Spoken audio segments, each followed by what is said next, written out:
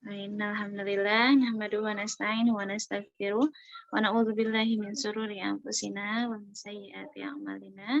May yahdihillahu fala mudhillalah wa may yudlilhu fala hadiyalah. Asyhadu an la ilaha illallah wa asyhadu anna Muhammadan abduhu wa rasuluh. Amma ba'd. Yang saya hormati Umi Sarah Wulan, SAG MPD, selaku pengasuh Rumah Quran Al-Hafiz. Kita sama-sama doakan ya beliau beserta keluarga.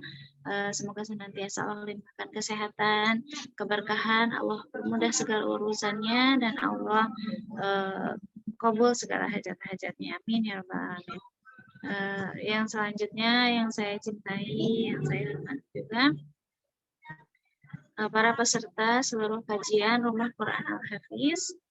Saya mohon maaf di sini karena ini ya posisi sedang di rumah orang tua di Garut, posisinya pinggir jalan sekali jadi agak berisik.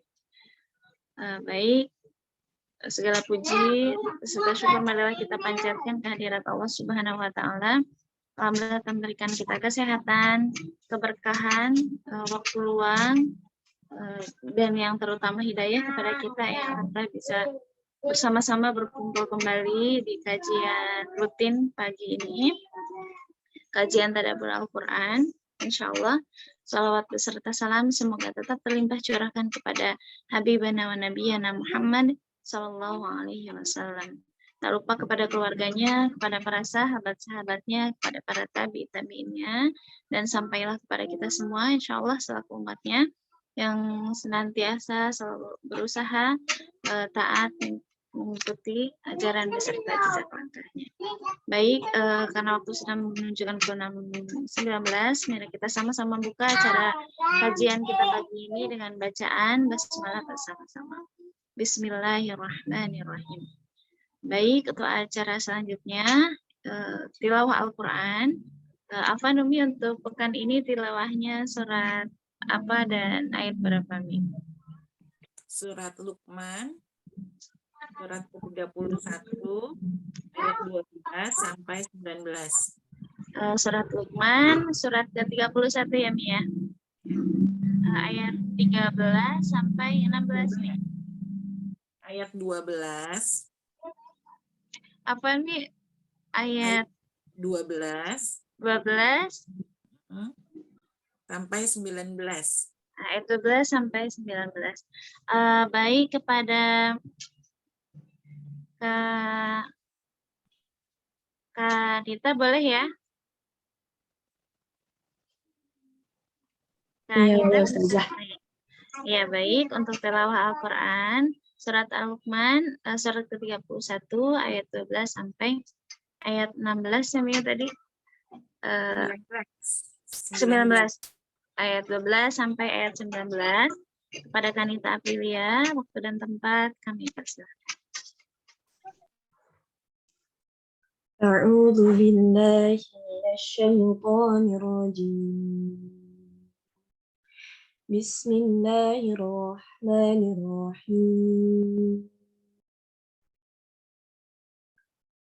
Walaqad atayna Luqmana al-hikmata an yashkur lillah.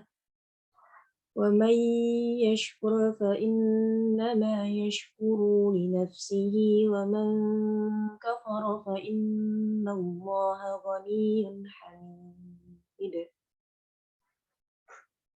وإذ قال لقمان لابنه وهو يعظه يا بني لا تشرك بالله إن الشرك لظلم عظيم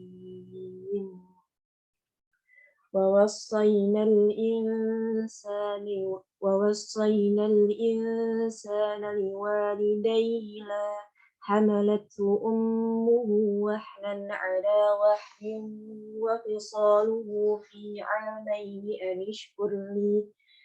أن اشكر لي ولوالديك إلي المصير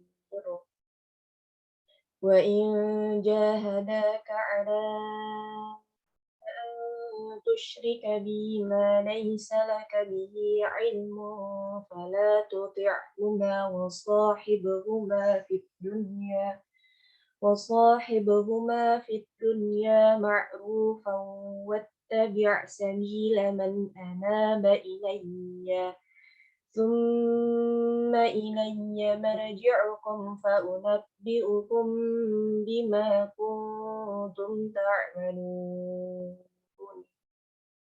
يا بني إنها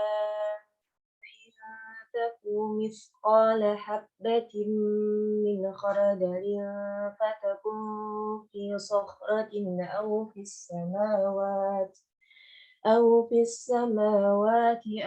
الأرض يأت بها الله إن الله لطيف خبير يا بني أقم الصلاة وأمر بالمعروف وانهى عن المنكر واصبر على ما أصابك إن ذلك من عزم الأمور ولا تعسر خدك للناس ولا تمشي في الأرض مرحا إن الله لا يحب كل مختال فخور واقصد في مشيك واغضض من صوتك إن أنكر الأصوات لصوت الحمير صدق الله العظيم. Baik, jazakumullah khairan katsir kepada Kanita yang telah membacakan surah Al-Luqman ayat 12 sampai 19, surat ke-31. Insya Allah di Al-Quran Pojok ada di halaman 412 ya, jika ada yang baru buka. Semoga dengan dibacakannya ayat suci Al-Quran bisa menambah keberkahan kita pada kajian pagi ini.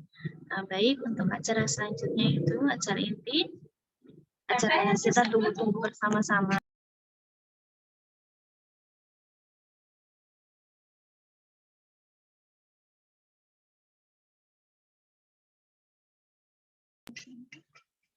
Yaitu acara kajian tadabbur Al-Quran yang insya Allah akan disampaikan oleh Umi Sarah Wulan, SAG MPD, selaku pengasuh Rumah Quran Al-Hafiz. Kepada beliau, waktu dan tempat dengan hormat kami persilahkan.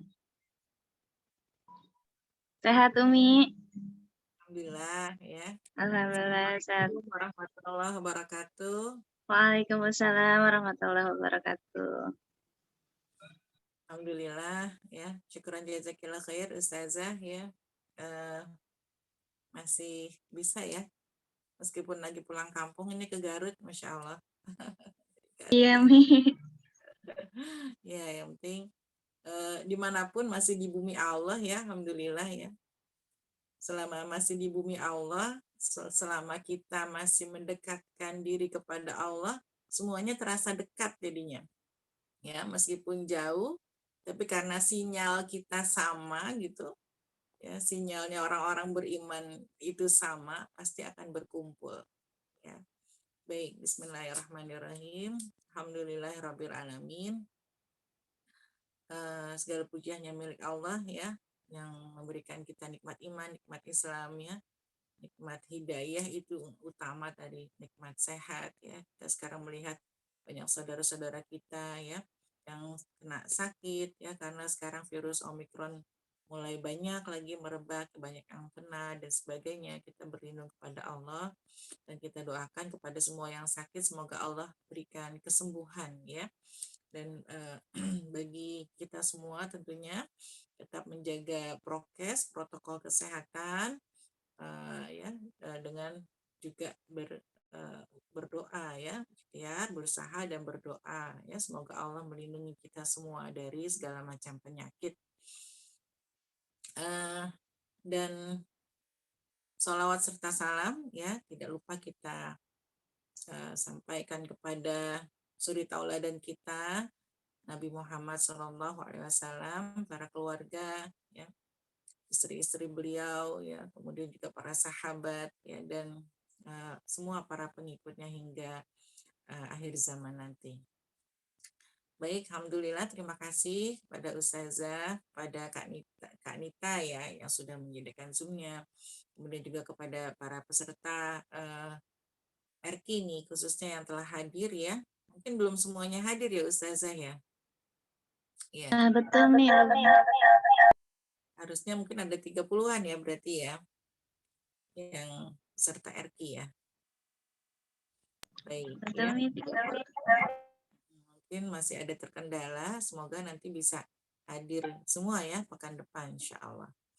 Baik ya, untuk pekan ini kita akan mengkaji lagi surat Luqman ya, surat ke-31 ayat 12 sampai 19 ya, tadi yang sudah dibacakan oleh Kak Nita ya. Dan di WA grup itu saya bagikan PPT-nya agar bisa semuanya menyimak ya. Mungkin kalau ada yang nggak pegang Quran, ada yang bisa menyimak di PPT-nya.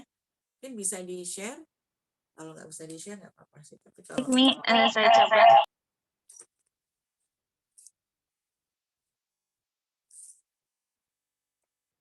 ya sambil kita menunggu. Umi sapa dulu nih pesertanya. Karena pesertanya off cam ya semuanya ya. Apa kabar ini pesertanya? Ini peserta RQ semua ya? Ada yang dari luar? Ada yang dari luar Mi sepertinya Mi. Ada ya? Baik, alhamdulillah. Ya.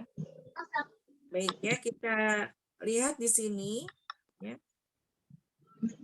Surat Luqman ayat 12 sampai 19 ini berisi tentang nasihat ya Luqman kepada anaknya. Kembali lagi kita ingat bahwa Luqman itu nabi atau bukan ya? Bukan Mi, bukan Nabi. Bukan ya. Oke ya. Jadi Luqman ini adalah orang soleh ya, apa namanya, yang kesolehannya itu diabadikan di dalam Al-Quran gitu ya, sebagai contoh bagi kita semua. Ya, salah satu hikmahnya ya agar kita tidak mengatakan bahwa ya kalau yang dijadikan contoh itu nabi semua gitu ya, atau rasul saja ya. Nanti orang akan bilang ya itu kan nabi gitu kan. Ya itu kan rasul, kalau kita kan orang biasa gitu ya. Tapi di sini Allah memberikan contoh Luqman ya, seorang yang biasa gitu. Ya, seorang biasa, bukan nabi, bukan rasul ya, bukan yang menyampaikan wahyu ya, tidak termasuk dalam 25 nabi dan rasul gitu maksudnya. Ya, tapi dia orang soleh ya, orang soleh yang kemudian kesolehannya itu diabadikan di dalam Al-Quran namanya. Ya, namanya tuh ada di dalam Al-Quran. Ya, saya bisa dipin Ustazah mungkin. Ustazah atau Kak Nita ya. Saya dipin jadi biar kelihatan gitu sayanya. Bisa?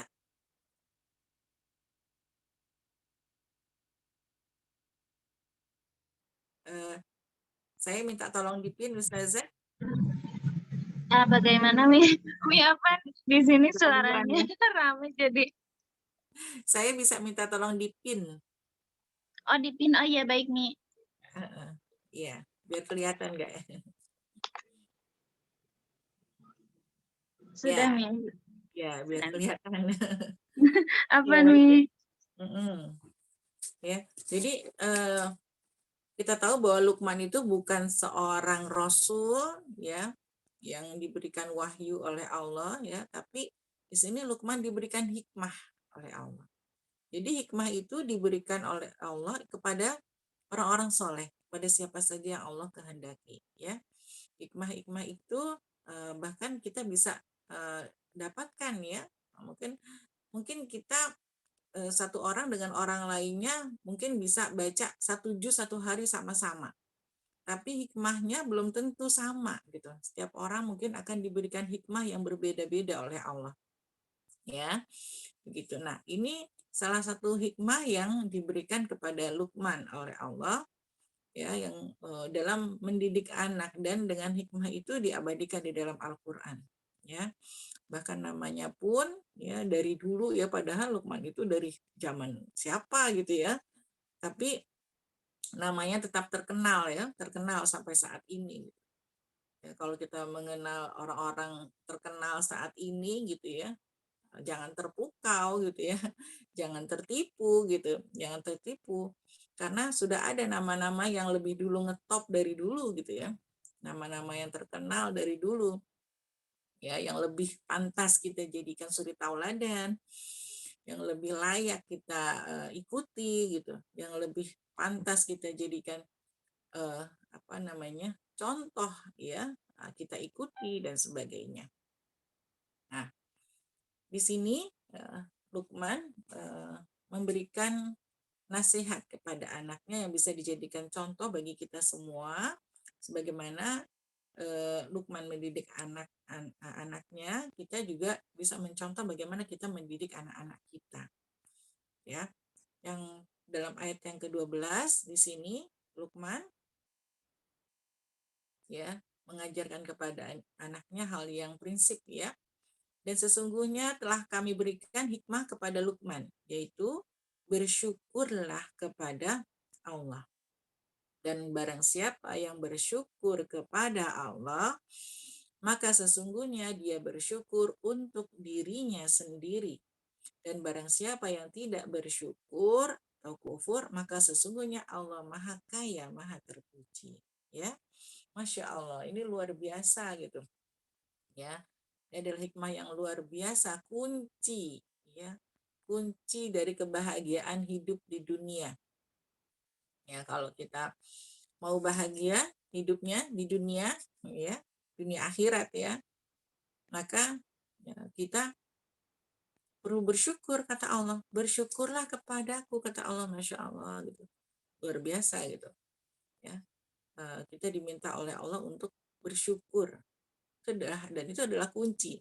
Dan barang siapa yang bersyukur, maka sebenarnya itu keuntungannya untuk diri kita sendiri, kata Allah.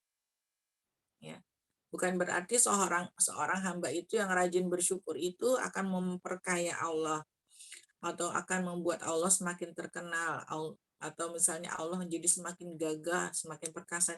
Itu nggak ngaruh gitu ya, nggak ada keuntungan buat Allah. Tapi rasa syukur kita ya, kesyukuran kita kepada Allah itu, maka itu keuntungannya untuk diri kita sendiri. Dan ternyata benar gitu, kita semua pasti merasakan ya, ketika kita mensyukuri semua nikmat Allah yang Allah berikan kepada kita ya, kita menerima, kita bersyukur atas takdir Allah, baik itu takdir baik maupun takdir buruk ya, kita tetap bersyukur, kita berterima kasih atas semua pemberian Allah gitu ya, baik yang nikmat maupun yang sakit dan sebagainya, kita bersyukur kepada Allah, maka kita akan bahagia. Ya, betapa banyak, dan rasa syukur ini adalah nikmat tersendiri. Kita bisa bersyukur nih, ya. Kita bisa bersyukur kepada Allah, itu merupakan nikmat, ya, nikmat anugerah dari Allah. Karena tidak semua orang bisa pandai bersyukur gitu. Ya, tidak semua orang bisa pandai bersyukur ya. Betapa banyak orang-orang yang sudah, menurut kita dia sudah dikasih rezeki yang banyak ya, rumahnya banyak, uangnya banyak, mobilnya banyak ya, punya keluarga yang lengkap, punya anak ya, mungkin di saat apa namanya, sebagian orang mencari, bekerja keras pagi siang malam gitu ya, mengeluarkan tenaga untuk mencari sesuap nasi ya, untuk bisa bayar kontrakan misalnya ya, untuk bisa beli beras dan sebagainya gitu kan. Tapi mereka punya uang yang melimpah gitu. Di saat orang masih susah payah ya, bangun rumah, nyicil rumah gitu ya, sampai hutang-hutang misalnya, mereka sudah punya rumah lebih banyak. Ya, di saat orang punya kendaraan, untuk membeli kendaraan itu susah gitu ya, belum tentu bisa mampu ya, tapi mereka punya mobil banyak. Tapi rasa syukur itu bisa dimiliki oleh siapa saja, dan itu adalah pemberian Allah. Ya, bukan diukur dari banyaknya harta atau banyaknya anak ya, atau banyaknya apa harta benda ya, atau tingginya kekuasaan jabatan, bukan dari situ ya. Tapi rasa syukur itu adalah pemberian Allah ya, yang Allah berikan ke dalam diri kita, sehingga dengan rasa syukur itu ya, dengan rasa syukur itu kita merasa qanaah, merasa cukup gitu. Masya Allah, alhamdulillah ya, kita dikasih kesehatan, kita bisa berkumpul pada hari ini, alhamdulillah kita bersyukur. Alhamdulillah kita bisa melihat, bisa mendengar, bisa tetap mengkaji, masih bisa makan, masih bisa minum ya, dan sebagainya. Kita melihat betapa teman-teman atau saudara-saudara kita yang lain gitu kan, ya, yang mereka punya uang banyak tapi karena sakit nggak bisa menikmati makanan gitu kan, dan sebagainya. Itu rasa syukur itu kita hadirkan terus di dalam hati ya, sehingga kita sibuk untuk bersyukur. Apalagi ya yang belum kita syukuri, fokuslah pada rasa syukur itu ya. Karena apa? Karena itu adalah perintah Allah tadi ya, kan kata Allah, bersyukurlah padaku ya. Jangan sampai kufur. Kalau kita kufur ya, inna adzabila syadid nanti ya kan. Dan rasa syukur itu adalah keuntungannya untuk diri kita sendiri gitu ya. Maka kita bisa lihat ya, bukan pada banyaknya harta tapi banyaknya syukur ya, bukan pada banyaknya anak gitu ya tapi banyaknya syukur gitu. Ada orang yang pingin banget punya anak ya, sampai bayi tabung, sampai pokoknya usahanya banyak gitu ya, sampai ratusan juta untuk mendapatkan anak ya. Ya, tapi ada juga orang-orang yang sudah dikasih anak tapi jadi tidak nggak bersyukur gitu kan ya, seperti itu. Jadi hikmah ya yang Allah berikan kepada Luqman ini ya, nasihat ya, hikmah atau nasihat yang Allah berikan kepada Luqman ini juga untuk kita semua ya. Jadi kuncinya apa? Bersyukur. Bersyukurlah kepada Allah ya. Barang siapa yang bersyukur, maka sesungguhnya dia bersyukur untuk dirinya sendiri ya. Baik. Jadi, dan barang siapa yang tidak bersyukur, kalau tidak bersyukur nih, maka Allah tetap maha kaya, Allah tetap maha terpuji ya. Jadi tidak akan mempengaruhi Allah. Kita mau bersyukur, mau enggak, Allah tetap maha kaya, Allah tetap maha terpuji ya. Jadi mulai sekarang, atau kalau yang sudah terbiasa dengan bersyukur ya, alhamdulillah gitu kan, terima kasih Allah ya, kita sebut-sebut terus ya semua nikmat Allah ya, biasakan gitu. Kalau yang belum terbiasa, ayo mulai sekarang biasakan kita mengucapkan alhamdulillah, terima kasih ya Allah, alhamdulillah, terima kasih ya Allah, alhamdulillah. Dengan sekecil apapun ya nikmat yang Allah berikan, alhamdulillah, terima kasih ya Allah. Dengan begitu akan membuat ya, jiwa kita sehat ya, kolbu kita juga lapang ya, dan kita merasa cukup jadinya gitu. Alhamdulillah udah merasa cukup ya, kita nggak perlu iri lagi dengan orang lain ya, orang mau punya apa, orang mau jalan-jalan kemana ya, orang mau seperti apa gitu, kita nggak iri dengan rezeki orang gitu ya. Karena apa? Karena tadi kita sudah merasa cukup dengan bersyukur ya.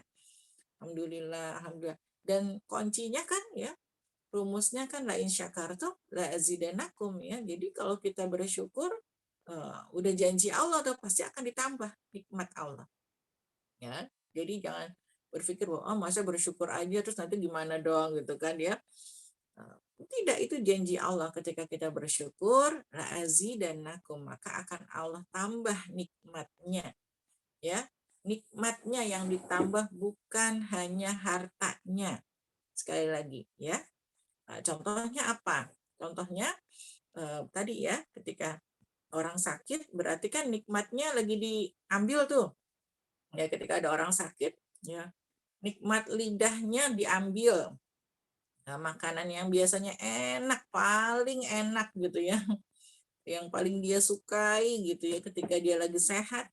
Tapi ketika lagi sakit, nikmat lidahnya tuh dicabut gitu. Makan apa aja rasanya pahit ya, rasanya nggak ada rasanya dan sebagainya gitu ya, badan rasanya nggak enak gitu kan, semuanya gitu. ketika sakit dicabut gitu. Nah, itu kan berarti nikmatnya yang dicabut meskipun hartanya masih ada gitu ya. Mobilnya masih ada, rumahnya masih ada, kendaraannya banyak dan sebagainya gitu kan. Keluarganya masih ada semuanya. Yang dicabut cuma nikmat sehat aja gitu kan. Ya, tapi seperti itu gitu kejadiannya. Jadi nggak bisa ngerasain apa-apa, jadi nggak bisa menikmati rumah, nggak bisa menikmati makanan dan sebagainya. Ya, jadi bedakan ya antara nikmat dengan harta. Harta ya. Jadi kenikmatan itu adalah rasa yang bisa kita nikmati. Ya, jadi nikmat itu apa namanya? Kadang sesuatu itu tidak harus kita miliki gitu. Ya, misalnya contohnya gini, contohnya ketika kita ingin naik mobil, kita bisa menikmati sekarang angkutan umum banyak online gitu. Dan kita bisa menikmati mobil-mobil bagus ya, bukan meskipun bukan milik kita gitu kan itu mobil, tapi kita bisa menikmatinya. Nah, itu ya. Jadi yang terpenting adalah nikmatnya itu yang kita cari ya. Bukan dari jumlah banyak hartanya, bukan dari jumlah banyak anaknya dan sebagainya banyak-banyakan dari jumlah hartanya, tapi kita juga harus minta kenikmatan itu. Ya, nikmatnya itu. Nah, nanti apa namanya? Nikmat itu bisa kita dapat tadi dengan rasa syukur. Ketika kita bersyukur baru terasa nikmat. Oh, ya alhamdulillah enak ya. Ya, alhamdulillah kita bersyukur terus makan apapun enak buat kita. Ya, menghadapi apapun alhamdulillah gitu ya. Kan kata Rasulullah juga seperti itu ya, orang beriman itu ya semuanya unik ya, ketika dia dikasih nikmat dia bersyukur dan ketika diuji dia bersabar gitu. Cuma dua kan, sabar dan syukur, sebenarnya sesimpel itu seorang beriman ya ketika menghadapi semua permasalahan gitu. Bersabar dan bersyukur. Ya, baik. Selanjutnya. Oke ya. Dan ingatlah ketika Luqman berkata kepada anaknya ketika dia memberi pelajaran kepadanya, "Wahai anakku, janganlah kamu mempersekutukan Allah. Sesungguhnya mempersekutukan Allah adalah benar-benar kezaliman yang besar." Ya. Nah, ini tadi selain bersyukur yang pertama ya. Kemudian yang kedua, Luqman mengajarkan kepada anaknya dan ini harus dicontoh oleh kita semua, yaitu jangan mempersekutukan Allah. Jangan syirik. Ya, jangan menduakan Allah. Kenapa? Karena syirik itu adalah kezaliman yang besar. Ya, Allah sangat marah ya, dan ini termasuk dosa besar. Syirik itu termasuk dosa besar. Apa saja sih syirik itu? Nah, itu perlu kita pelajari lagi tuh lebih mendalam. Ya, kita perlu lebih mendalam mengkaji tentang syirik itu apa saja, bahayanya apa saja. Ya, jangan-jangan ya selama ini kita melakukan perbuatan-perbuatan syirik kecil gitu. Ya, nauzubillah min zalik gitu kan. Mungkin banyak yang orang masih minta diramal dong gitu ya. Dan diramal, kemudian apa namanya kemudian dia mempercayai misalnya, oh kalau begini berarti nanti akan terjadi begini gitu ya. Nah, atau dan sebagainya ya, ramalan-ramalan bintang gitu ya. Nah, itu juga termasuk dalam perbuatan syirik yang harus kita hindari ya kalau orang-orang beriman ya. Baik ya, itu yang pertama. Jadi sebelum mengajarkan hal-hal yang lainnya, kita ajarkan kepada anak-anak kita ya. Jadi hal yang prinsip untuk kita sendiri juga sebelum melangkah lebih jauh ya. Maka yang pertama adalah akidah, penanaman akidah. Tidak boleh syirik, tidak boleh menduakan Allah ya. Harus diperkuat akidahnya. Ya. Ibarat sebuah pohon ya, maka akidah ini adalah akarnya ya. Semakin kuat akarnya, semakin kuat juga pohon tersebut ya. Jadi kalau ya akarnya kuat, kokoh, pohon yang tinggi itu ya dia mau diterpa angin apapun gitu ya. Jadi kalau akarnya sudah kuat karena Allah, akar itu akidah keimanan dia kepada Allah, iman kepada Allah, kepada malaikat, kepada kitab, kepada rasul, kepada hari akhir, kepada takdir baik dan buruk ya, kepada qada dan qadar ya, pada ketentuan Allah yang sudah terjadi maupun yang belum, imannya sudah kokoh ya, rukun imannya itu sudah kokoh dalam dirinya ya, mengakar dalam dirinya, maka akan melahirkan amalan-amalan ibadah, amalan-amalan yang soleh, akhlak yang mulia ya, yang diibaratkan dengan cabang-cabang yang menjulang tinggi ya, batang yang menjulang tinggi ke langit kemudian bercabang banyak ya, ibaratnya seperti itu ya. Nah, kalau akarnya kokoh ya, ada angin, badai dan segala macam, itu dia tetap kokoh ya pohonnya gitu. Tapi kalau akarnya ini sudah apa namanya, gampang dicabut gitu ya, kalau akarnya itu gampang dicabut gitu kan, dia kena kesenggol dikit ya, langsung jatuh pohonnya ya. Maka yang penting adalah akidah. Ketika seseorang memiliki akidah yang kokoh, keimanan yang kokoh, maka dia akan melahirkan amalan-amalan karena Allah ya, lillah. Dia melakukan amal solehnya itu karena Allah. Sehingga kalau karena Allah, maka dia tidak menjadi semangat ketika dipuji dan tidak menjadi sedih ketika dihina ya, tapi dia melakukannya itu karena Allah, melakukan amal solehnya itu karena Allah. Dia sholat, mau dilihat orang atau tidak dilihat orang, dia sholatnya benar karena dia tahu Allah yang maha melihat ya. Dia mau beramal soleh, dia mau bersedekah, dia mau berinfak, dia mau berbagi ya, mau dipuji orang atau dihina orang, tetap aja dia infak gitu, karena dia melakukannya itu karena Allah gitu ya. Kemudian dia mau beramal soleh, apapun itu ya, dia berdakwah dan sebagainya, ngaji ya, atau melakukan kebaikan untuk masyarakat, menebarkan kebaikan sebanyak-banyaknya ya, maka dia melakukannya itu karena Allah, sehingga dia tidak menjadi semangat karena pujian terus menjadi loyo ketika tidak dipuji gitu ya, misalnya nggak ada yang muji saya, udah males, nggak ada yang menghargai gitu ya.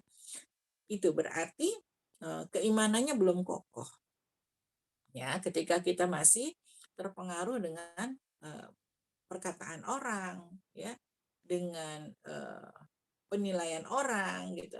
Nah, akarnya berarti mesti diperkuat lagi, karena kita melakukan semuanya ini karena Allah ya, sehingga kita tidak perlu pandangan manusia gitu, tapi kita minta kebaikan-kebaikan, balasan itu dari Allah. Nah, itu harus kita tanamkan kepada anak-anak kita ya, bahwa kita melakukannya itu karena Allah, sehingga kita tidak perlu lagi pujian manusia ya, atau kita tidak sedih karena kita dihina dan sebagainya.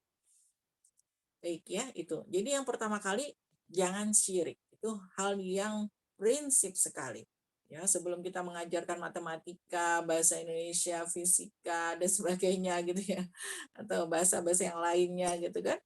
Sebelum kemana-mana, maka akidah dulu yang harus kita tanamkan kepada anak-anak kita. Baik, selanjutnya. Dan kami perintahkan kepada manusia agar berbuat baik kepada kedua orang tuanya. Ya, ibunya telah mengandungnya dalam keadaan lemah yang bertambah-tambah dan menyapihnya dalam usia 2 tahun. Ya, bersyukurlah kepadaku dan kepada kedua orang tuamu, hanya kepada aku kembalimu. Ya, insya Allah ya. Jadi Allah memerintahkan kepada kita semua untuk berbuat baik kepada kedua orang tua. Kenapa di sini? Ingat ya, ibu kita telah mengandung kita ya dalam keadaan lemah yang bertambah-tambah ya, apalagi kita yang pernah merasakan sedang hamil ya, seperti Ustazah Risma saat ini yang sedang hamil ya, Masya Allah ya, betapa lemahnya ya, mengurus anak 2, hamil juga gitu kan ya, pergi kemana-mana mempersiapkan segalanya, itu kan kondisinya tidak sama dengan orang yang tidak hamil ya. keadaannya tuh lemah bertambah-tambah sampai 9 bulan pun nanti semakin tambah lemah gitu ya, semakin berat bawa perut kemana-mana gitu ya, udah nggak bisa nunduk-nunduk, pakai kaos kaki susah gitu ya, karena ada perutnya gitu kan, tidur juga serba salah ya, ke kanan pegel, ke kiri pegel ya, telentang pegel ya, tengkurap nggak bisa gitu, kangen tengkurap gitu ya, karena lagi hamil kita nggak bisa tengkurap ya Ustazah. Nah, jadi itu semua ya. Dan kemudian apalagi setelah hamil menyapihnya ya, ibu kita menyapih kita, menyusui kita dalam usia 2 tahun ya. Maka di sini Allah tekankan bersyukurlah kepadaku dan kepada kedua orang tuamu. Hanya kepada aku kembalimu ya. Sini Allah meminta kepada kita untuk bersyukur kepada Allah dan bersyukur kepada kedua orang tua kita. Ya, karena kebaikan mereka tidak pernah bisa kita ganti ya, kita penuhi balasnya. Maka kita perlu untuk bersyukur, berterima kasih kepada kedua orang tua, menghormati mereka, membantu mereka, menolong mereka semampu kita, sekuat kita, sepuas-puasnya ya, mumpung kita masih punya eh, orang tua, mumpung kita masih punya umur ya. Jadi melakukan kebaikan yang banyak untuk membalas ya budi baik orang tua kita kepada kita. Dan ini Allah ingatkan ya kembali kepada kita, hanya kepada aku kembalimu kata Allah. Jadi kita semuanya akan kembali kepada Allah gitu ya. Mau lari kemana juga gitu ya, mau keliling dunia kemana gitu ya, sejauh mana apapun kita melangkah, kita semuanya akan kembali kepada Allah ya. Jadi ya, itu jangan sampai kita lupa ya dengan kodrat kita gitu, bahwa setinggi apapun ilmu kita, sejauh apapun langkah kita melangkah ya, ingat bahwa kita semua akan kembali kepada Allah ya. Baik, terus lanjut ayat yang ke-15 ya. Dan jika keduanya memaksamu untuk mempersekutukan aku dengan sesuatu yang engkau tidak mempunyai ilmu tentang itu, dan pergaulilah keduanya di dunia dengan baik ya, dan ikutilah jalan orang yang kembali kepadaku. Kemudian hanya kepadaku tempat kembalimu ya, maka akan kuberitahukan kepadamu apa yang telah kamu kerjakan ya. Nah, jika keduanya memaksamu untuk mempersekutukan aku dengan sesuatu ya, jadi kalau orang tua memaksa anaknya ya untuk kafir, untuk musyrik ya, dengan sesuatu yang kita tidak tahu ilmunya tentang itu, maka pergaulilah ya mereka tetap dengan baik, tapi jangan diikutin. Yang diikutin siapa dong? Dan ikutilah jalan orang yang kembali kepadaku ya. Jadi yang kita ikuti tetap jalannya Allah, bukan berarti ketika kita harus berbakti kepada kedua orang tua lantas kita nurut aja ya, semuanya benar salah diikutin, tidak ya. Tapi kalau itu benar diikutin, tapi kalau misalnya itu tidak benar, orang tua menyuruh anaknya untuk musyrik, untuk kafir ya, atau misalnya udahlah nggak usah ngaji-ngajian gitu ya, udahlah nggak usah ngafalin Quran gitu ya, udahlah nggak usah pakai jilbab ya, panas gitu kan ya, nanti kamu nggak laku loh, kamu nanti susah cari kerja, nanti kamu begini begitu dan sebagainya ya. Maka nggak perlu diikutin ya kalau yang seperti itu, tapi tetap kita harus mempergauli mereka dengan cara yang baik ya, tapi tidak perlu diikuti ya apa yang mereka inginkan ya, yang mereka ajarkan. Kemudian hanya kepadaku tempat kembalimu. Nah, di sini ingat ya, Allah ulangi lagi sampai kedua kalinya di sini ya.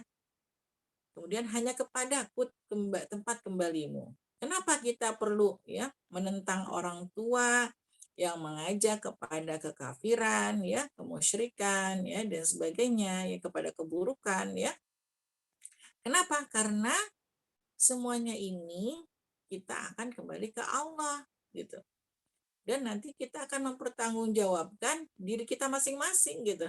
Ya, semuanya akan bertanggung jawab atas diri kita masing-masing ya. Allah sudah memberikan petunjuk ya seperti ini, maka nanti kita yang bertanggung jawab ya. bukan orang tua kita, kan kita sudah tahu ya bahwa kalau baik ya kita ikuti, kalau mengajarkan kepada syirik ya maka tidak perlu kita ikuti. Kenapa kita tadi tidak perlu taat? Ya karena ketaatan yang utama adalah ketaatan kepada Allah, bukan ketaatan kepada manusia. Taat kepada manusia dalam rangka taat kepada Allah, ya. Maka akan aku beritahukan kepadamu apa yang telah kamu kerjakan, ya. Jadi kita semua akan kembali kepada Allah dan nanti kita semua akan bagi rapot, ya. Rapot yang sangat rinci, ya. Tanggal sekian, jam sekian, kamu pernah seperti ini, kamu pernah seperti ini, ya. Masya Allah gitu, rinci sekali gitu ya. Tentang amalan-amalan kita selama di dunia, ya. Masya Allah.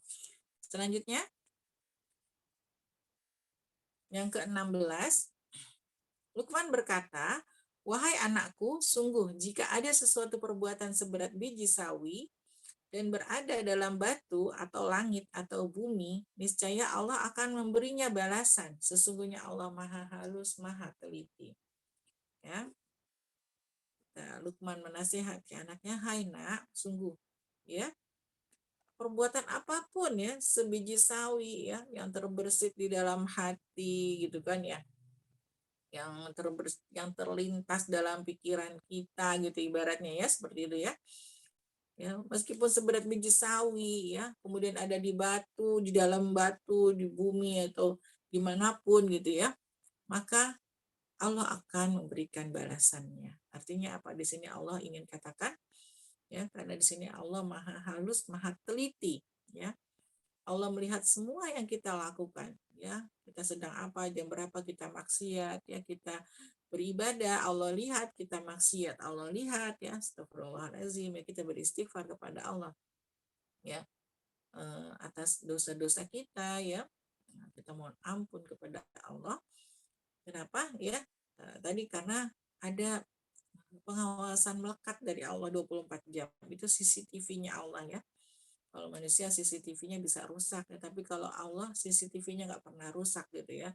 Dan semuanya terekam dengan baik ya, tercatat dengan baik, terekam dengan baik, dan suatu saat akan diputar semua video-video perbuatan kita gitu. Perbuatan-perbuatan kita tuh semuanya akan diputar lagi gitu. Ya, dan kita akan melihat ya bahwa oh ternyata oh iya ya gitu kan, seperti itu ya. Maka kita perlu ya menjaga diri kita ya, lebih teliti dengan waktu kita, lebih teliti dengan amal soleh kita ya, dengan perbuatan kita, amalan kita mohon ampun lagi ya, muhasabah diri sebelum tidur ya, kapanpun kita beristighfar ya. Di sini ada komunitas istighfar ya. Kita perbanyak istighfar ya, karena kita tidak tahu ya dosa-dosa kita tuh begitu banyak ya, dari dosa mata kita, dosa lisan kita ya. Masya Allah, kita perempuan kan senang bicara gitu kan. Kadang perkataan kita menyakiti orang mungkin ya, atau misalnya kita bicara sia-sia dan sebagainya. Semoga Allah mengampuni kita semua ya. Jadi semua perbuatan kita itu Allah tahu. Ya, Allah Maha Halus, Allah Maha Teliti. Allah lihat semuanya, meskipun kita cuma sendirian di kamar ya, kita cuma sendirian di suatu tempat ya, maka Allah melihat semuanya. Ya, jadi tidak ada tempat yang tersembunyi dari Allah. Ya. Tidak ada tempat kita lari dari Allah.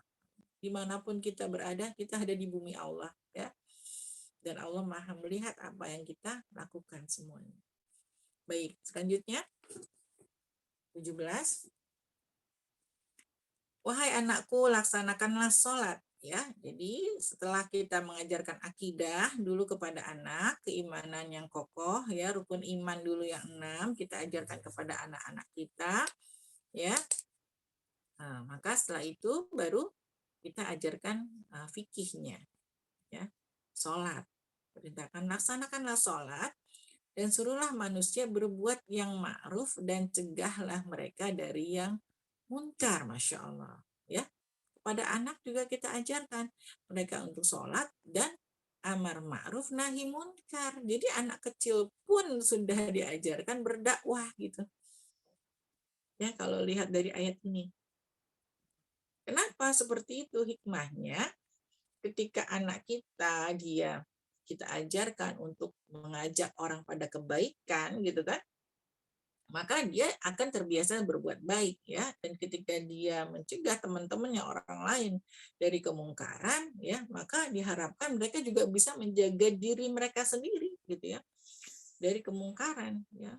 Karena itu adalah yang diperintahkan oleh Allah ya. Jadi suruhlah manusia berbuat yang ma'ruf dan cegahlah mereka dari yang munkar. Nah, ya, jadi ini kita ajarkan ke anak-anak. Sholat, berdakwah, amar ma'ruf nahi munkar gitu kan. Itu kan dakwah ya, amar ma'ruf nahi munkar. Kemudian cegahlah ya mereka dari kemungkaran dan bersabarlah terhadap apa yang menimpamu. Nah, Masya Allah ya. Jadi tadi kuncinya 2 ya, ingat ya, orang beriman itu bersyukur dan bersabar. Ya, tadi bersyukur atas semua nikmat yang Allah berikan kepada kita. Kemudian di sini kuncinya yang kedua adalah bersabar terhadap apa yang menimpa kita. Sabar ya artinya menahan ya, menahan. Mungkin kalau bahasa kitanya daya tahan. Daya tahan imunitas kita ya. Dikasih ujian apa, kita kalau kita punya imunitasnya baik ya, maka kita akan daya tahan kita menerima cobaan juga bagus gitu ya. Jadi menerima cobaan itu perlu imunitas juga gitu ya. Tapi nggak bisa disuntikin ya kayak vaksin ya gitu. Jadi tapi suntikannya itu bentuknya adalah ujian-ujian ya. Ketika kita seseorang bisa naik kelas gitu ya dari ujian dasar, oh iya, terus dapat ujian yang sama nanti oh iya caranya begini, kemarin saya udah dapat ujian yang seperti itu, penyelesaiannya seperti ini. Nah, itu kan berarti udah kebal tuh ya, daya tahan tubuhnya daya tahan uji ya, daya tahan ujinya sudah meningkat gitu. Ya, jadi kesabaran orang berbeda-beda gitu. Sehingga kita kadang melihat, ih, Masya Allah kok dia bisa sabar banget ya gitu. Nah, itu berarti daya tahan ujinya itu sudah lebih tinggi gitu kan. Aduh, mungkin kita sekalian gitu ya. Mungkin kalau saya yang dapat ujian seperti itu kayaknya saya nggak sanggup deh gitu. Ya, tapi seperti itulah ya, setiap orang punya ujiannya masing-masing ya. Dan setiap orang punya daya tahan kesabarannya masing-masing, dan daya tahan kesabaran itu tentunya ya semakin tinggi semakin meningkat daya tahan kesabarannya, daya tahan ujinya itu ya, karena dikasih ujian sama Allah dia bertahan, nah naiklah itu derajatnya, Allah tinggikan. Kasih ujian lagi sama Allah dia bersabar ya, tetap minta kepada Allah dia bersabar, naik lagi lah itu daya tahannya, daya tahan ujinya ya, peringkatnya di sisi Allah juga meningkat gitu, Masya Allah ya, terus dan terus. Nah jadi bersabar, kemudian sesungguhnya yang demikian itu termasuk perkara yang penting ya, urgen ya. Jadi sholat, dakwah, amar ma'ruf nahi munkar. Jadi pekerjaan amar ma'ruf nahi munkar itu bukan hanya tugas ustadz, bukan hanya tugas ustazah, ya, bukan hanya tugas orang-orang yang mendalami agama saja. Ya, tapi amar ma'ruf nahi munkar itu Allah perintahkan kepada seluruh manusia, bahkan kepada anak gitu. Ya, bahkan kepada anak-anak kita udah kita ajarin tuh sholat, amar ma'ruf nahi munkar gitu ya, bukan hanya peran-peran ahli agama saja amar ma'ruf nahi munkar itu, tapi amar ma'ruf nahi munkar itu juga peran kewajiban bagi orang-orang beriman juga ya. Dan bersabar tadi itu juga menjadi kunci yang penting ya, bersabar, tahan. Sabar itu kan menahan ya, tahan uji ya. Seberapa besar tahan uji ya, jadi kesabarannya itu adalah tahan uji. Oh dia dikasih ujian seperti ini, oh dia bertahan, berarti dia bersabar ya, bersabar dan sebagainya, terus meningkat tingkat kesabarannya. Selanjutnya, dan janganlah kamu memalingkan wajah dari manusia karena sombong ya, dan janganlah berjalan di bumi dengan angkuh ya, sungguh Allah tidak menyukai orang-orang yang sombong lagi membanggakan diri ya. Ya, di sini perintah kepada Allah kepada kita semua ya, bagaimana kita bermuamalah. Kalau tadi kan pertama kita bermuamalah dengan kepada Allah, pada orang tua yang utama, kepada diri kita sendiri, ya tadi disuruh sholat, ya disuruh sabar, disuruh amar ma'ruf nahi munkar. Nah, kalau sekarang bagaimana nih kita menyikapi anak menyikapi atau bermuamalah dengan orang lain, ya? Bagaimana nih ya anak-anak kita atau diri kita sendiri ketika kita bermuamalah dengan orang lain? Ketika kita bermuamalah, maka di sini prinsipnya yang harus ditegakkan adalah jangan sombong, ya. Sombong itu menurut Imam Ibnu Taimiyah ada dua, ya. Artinya yang pertama itu adalah menolak kebenaran, ya, dan yang kedua adalah meremehkan orang lain, gitu. Itu artinya sombong. Ya, jadi kita tidak boleh berperilaku dua ini, ya. Nggak boleh menolak kebenaran. Kita sudah tahu kebenaran Al-Quran, kita tolak, nauzubillah min dzalik, ya, ingkar.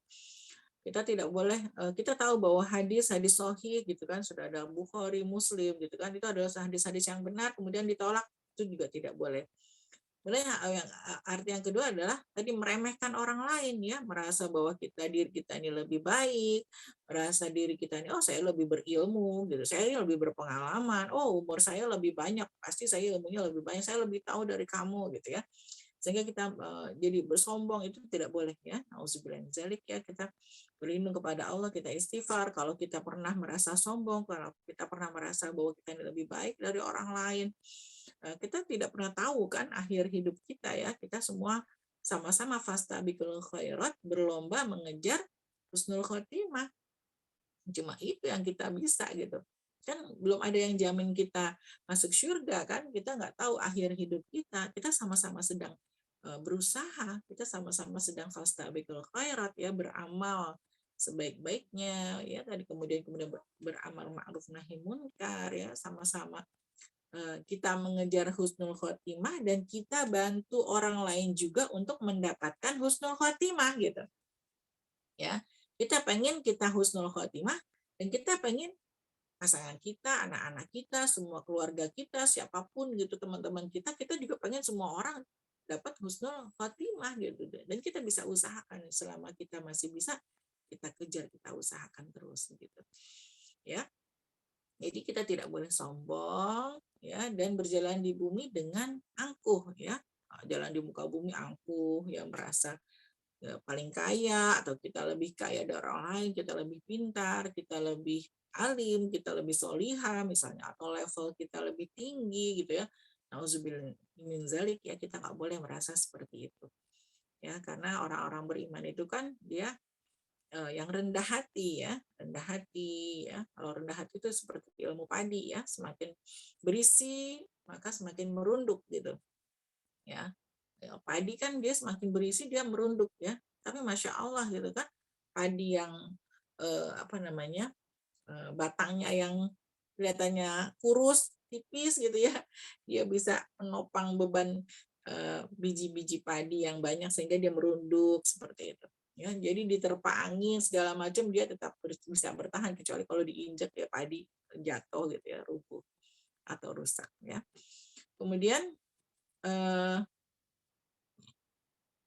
sungguh Allah tidak menyukai orang-orang yang sombong lagi membanggakan diri. Nah, ini bagaimana kita berakhlak mulia, ya, bagaimana anak-anak kita ajarkan untuk berakhlak mulia, anak-anak kita ajarkan berinteraksi dengan orang lain, ya, sehingga mereka tetap harus bisa rendah hati, ya, dengan segala yang dimiliki, ya, dari kekayaannya, ya, cantiknya, ketampanannya, kebaikan-kebaikannya, ya, atau misalnya tadi, ya, kekayaannya, ilmunya dan segala macam, kita ajarkan mereka apapun yang kita miliki, ya, kita tetap harus rendah hati.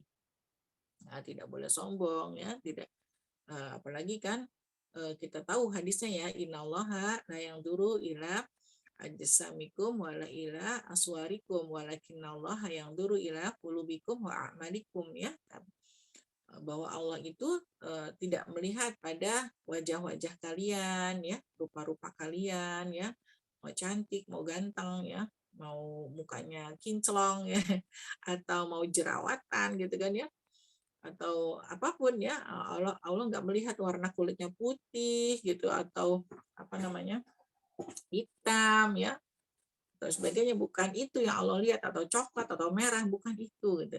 Tapi yang Allah lihat itu adalah nah, hati kita, kulub kita, kolbun kita. Kolbunnya salim apa enggak? Kolbunnya lurus apa enggak? Selamat enggak gitu. Ya, kolbunnya itu terpelihara dari tadi ya syirik, dengki misalnya dan lain-lain ya sifat buruk gitu kan. Nah, terjaga nggak hatinya ya? Dan Allah melihat amalan-amalan kita gitu. Wa amalikum ya. Jadi Allah melihat amalan-amalan kita. Ya, jadi eh, Masya Allah gitu ya, betapa seorang Bilal ya, Bilal yang dulunya seorang budak hitam ya, tapi karena keimanannya yang kokoh gitu kan ya, dia bisa mengalahkan orang-orang yang berkulit putih, yang cakep gitu kan ya, yang punya jabatan tinggi ya, yang punya kedudukan tinggi, punya kekayaan atau kepintaran yang banyak ya. Tapi Bilal gitu ya, dengan keimanannya yang kokoh, dengan amal solehnya yang baik gitu kan, itu sendalnya aja kedengeran udah gitu ya. Terompahnya Bilal itu udah kedengeran di surga gitu ya, sampai seperti itu gitu ya. Jadi sampai apa namanya membuat apa sih yang dilakukan Bilal gitu ya, sampai orang seperti itu jadi bertanya. Oh ternyata Bilal melakukan sholat sunnah setelah wudhu ya, menjaga sholat sunnah setelah wudhu ya. Masya Allah gitu. Jadi yang Allah lihat itu sekali lagi tadi bukan pada wajah-wajah kita, mau cantik atau tidak ya, mau ganteng atau tidak, bukan itu yang Allah lihat ya. Allah juga tidak melihat pada apa badan-badan kita mau langsing atau gemuk, bukan ukuran ya. Sekali lagi ya, ini bukan pembenaran ya Umi ya gitu. Jadi bukan pada langsing atau gemuknya gitu ya, bukan pada pendek atau tingginya, bukan. Allah tidak melihat itu ya, tapi yang Allah lihat itu adalah eh, kolbun ya, kolbun kita, hati kita ya. Kolbun itu jantung ya, kolbun kita. Kemudian amalan-amalan kita. Apakah amalan kita baik diterima oleh Allah gitu ya?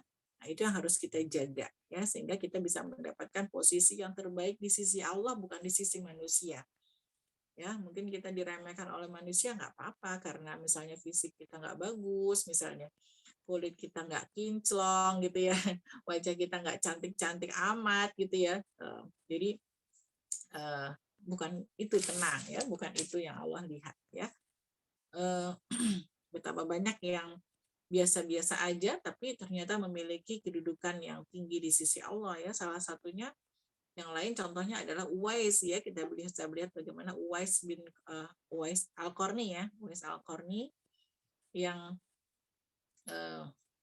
tidak memiliki apa-apa gitu ya, tapi karena punya keimanan yang kuat gitu ya, keimanan yang kokoh kepada Allah, kemudian dia birrul walidain gitu kan ya, dia berbuat baik kepada ibunya, meskipun dia nggak punya uang, dia nggak punya apa namanya, mungkin kalau dia punya uang banyak dia bisa sewa onta gitu ya, buat membawa ibunya ke haji gitu kan ya, tapi di situ kan apa namanya bisa atau bisa membayar orang lain gitu ya maksudnya. Tapi di situ Uwais apa namanya menggendong sendiri ibunya gitu ya untuk melakukan ibadah haji ya, Masya Allah. Dan ketika Uwais meninggal ya, bahkan Uwais tidak pernah ketemu Rasulullah, tapi Rasulullah kenal dengan Uwais gitu ya. Dan ketika Uwais meninggal kan langsung ya disambut gitu kan oleh penghuni langit ya, Masya Allah gitu. Jadi apa namanya, orang-orang beriman itu memang sudut pandangnya itu bukan sudut pandang manusia gitu. Oleh karena itu Rasulullah mengatakan orang beriman itu cerdas ya, dia lebih cerdas dari orang yang hanya memikirkan dimensinya dunia. Kalau orang beriman itu dia dimensinya dunia akhirat ya, dunia juga akhirat juga gitu ya, bukan hanya menggunakan kacamata dunia, tapi orang beriman itu menggunakan kacamata akhirat juga gitu ya. Seperti itu. Jadi maka kita perlu persiapkan diri kita, anak-anak kita ya, untuk memperbagus kolbun dan amal, ya. Kolbunnya salim, amal-amalnya amal soleh yang diterima oleh Allah. Ya, baik. Kemudian selanjutnya, satu lagi ayatnya. Ya, ini masih masuk dalam bagaimana kita berjalan di muka bumi, ya, kita bermuamalah, ya, kita berakhlak, bersikap, ya, di muka bumi, dan sederhanakanlah dalam berjalan, ya, dalam berjalan kita diminta untuk sederhana. Sederhana ini dalam berjalan, baik dalam penampilan, ya, baik dalam penampilan, ya, baik dalam kita berbelanja, mungkin kalau ibu-ibu, kalau perempuan, ya, dalam kita berbelanja gitu kan, sederhana, ya, seperlunya, secukupnya, sesuai dengan kebutuhan, bukan nafsu, ya. Kadang kalau perempuan kan pengen ini bagus, ini bagus, ini bagus gitu kan, pengen punya jilbab warna merah, kuning, hijau segala macam, udah punya, beli lagi yang model begini segala macam, ya. Jadi tidak seperti itu gitu, ya. Tapi diminta sederhana dalam berjalan. Sederhana dalam berjalan ini luas ya maknanya, ya. Bisa dengan sederhana kita berjalan, benar-benar berjalan biasa, kita sederhana gitu. Tapi bukan berarti sederhana itu kita pakaian compang-camping, ya, bukan yang seperti itu. Tapi kita tetap harus memperhatikan, ya, kepantasan, ya, kepantasan, ya. Saya suka lihat, mohon maaf, saya suka lihat, mungkin saya juga dulu suka begitu kali, ya, gitu, ya. Saya suka lihat kalau misalnya suka lihat ibu-ibu keluar pakai daster gitu, ya, pakai daster, pakai jilbab, pakai daster yang disambung-sambung gitu, ya. Itu rasanya kurang pantas kalau seperti itu. Jadi kita perlu juga, ya, memperhatikan penampilan kita, kepantasannya, ya. Bukan berarti kita harus pakai baju yang lusuh, bukan, ya. Kita tetap harus pakai baju yang terbaik, kan, ya. Sehingga kan apalagi kalau seorang istri yang udah punya suami gitu, ya, kan, kita penampilan kita ini adalah mewakili suami kita, ya. Ketika seorang istri pakai bajunya juga asal-asalan, ya, nanti orang akan berkomentar, oh kasihan banget, ya, itu istrinya, suaminya nggak bisa beli baju segala macam, ya. Nah, itu kita juga perlu menjaga nama baik suami kita. Nah, jadi tapi sederhana, ya, sederhana, tidak perlu berlebih-lebihan, ya. Misalnya, mohon maaf lagi, ya, Umi agak belum tahu manfaat orang yang misalnya pakai baju gomis sampai 12 meter gitu, ya. Banyak, ya, 12 meter itu bisa jadi 3 baju, ya, mungkin 3 baju atau 4 baju gitu, ya, kalau orang yang kurus, ya. Jadi kalau seperti itu kan jadi berlebihan, ya, kalau buat saya itu terlalu berlebihan, ya. Atau misalnya ya masih banyak lagi, ya. Jadi kita perlu lebih sederhana, ya, sebagaimana Rasulullah dan para sahabat, ya, kita bisa contoh itu mereka bukan orang miskin, ya. Para sahabat itu bukan orang miskin, mereka itu orang-orang kaya, ya. Rasulullah sendiri juga kan orang kaya, tapi, ya, perilaku hidupnya sederhana, ya, sederhana. Dan kita bisa melihat juga banyak ya sekarang orang-orang kaya yang mereka kekayaannya banyak, uangnya miliaran, tapi penampilannya sederhana gitu, ya. Gaya hidupnya tetap hemat, ya, karena dia tahu, ya, bagaimana mempertanggungjawabkan uangnya gitu, mempertanggungjawabkan hartanya, dia ada pertanggungjawabannya nanti, ya. Jadi sederhana dalam berjalan itu benar-benar dalam berjalan secara zohir, ya, benar berjalan. Kemudian secara penampilan, ya, itu perlu kesederhanaan. Jadi ya sederhana, jangan dibikin rumit gitu, ya. Jangan dibikin repot, jadi menyusahkan diri kita sendiri nanti, ya, ketika kita pengennya yang bagus, yang harus begini, harus begitu, ya, jadi nanti bisa menyusahkan diri kita sendiri. Dan lunakkanlah suaramu, ya, sesungguhnya seburuk-buruk suara ialah suara keledai, ya. Jadi memang ini nih, ya, yang kita perlu latih, ya. Mungkin kalau misalnya akhwat yang sudah biasa bersuara lembut, lunak gitu kan, itu bagus sekali dipertahankan gitu, ya, karena sebaiknya akhwat ya seperti itu, ya, punya suara yang terbatas gitu, ya, terbatas artinya tidak tinggi suaranya gitu, ya, suaranya seperti berbisik gitu, ya. Jadi orang tuh kalau ngomong sama dia tuh apa sih ini orang ngomong apa gitu. Nah itu yang bagus seperti itu gitu ya, karena suaranya lunak gitu ya. Dan itu yang diperintahkan oleh Allah, lunakkan suara ya. Jadi bukan yang bersuara lantang justru kan, kalau ada peribahasa kan tong kosong bunyinya nyaring ya, yang suaranya lantang gitu keras dan sebagainya, itu tidak eh, tidak tidak dianjurkan, tidak diajarkan, tapi diminta untuk melunakkan suara ya, melunakkan suara bukan dengan apa marah-marah gitu ya, bukan dengan apa namanya suara yang tinggi ya, atau berteriak-teriak ya, karena seburuk-buruk suara itu ada suara keledai ya. Suara keledai itu suaranya melengking ya, dan kalau orang Arab itu mereka biasanya sudah tahu gitu, kalau dikatakan suara keledai itu orang-orang yang bersuara melengking itu adalah orang-orang yang bodoh gitu. Jadi biasanya mereka mengatakan ngatain gitu ya, ngatain orang keledai itu berarti suaranya seperti keledai, itu berarti orang itu bodoh gitu ya. Itu jadi itu diantara tadi nasihat Luqman kepada anak-anaknya yang bisa menjadi teladan buat kita, yang bisa kita contoh, kita lebih dalami lagi, kita pahami lagi, kemudian kita amalkan ya, kita terapkan dalam diri kita ya, juga kepada anak-anak kita ya. Semoga Allah bisa menolong kita semua ya, semoga Allah membimbing kita semua agar bisa melakukan apa yang tadi diajarkan oleh Luqman kepada kita semua di dalam Al-Qur'an ya, yang diajarkan oleh Allah. Baik, mungkin itu Ustazah yang bisa saya sampaikan. Silakan kalau ada yang mau bertanya. Belum terdengar Ustazah suaranya.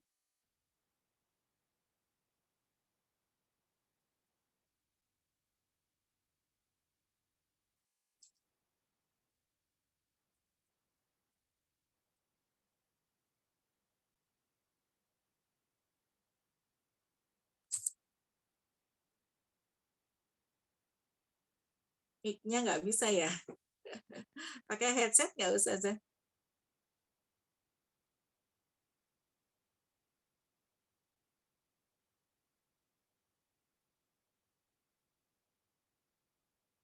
Mungkin mic-nya rusak ya. Nggak terdengar suaranya.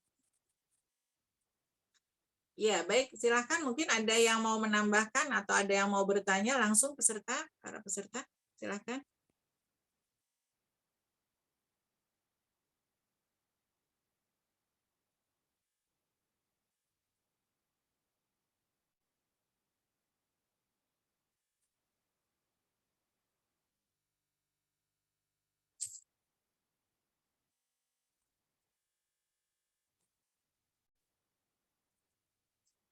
Ada yang ingin bertanya?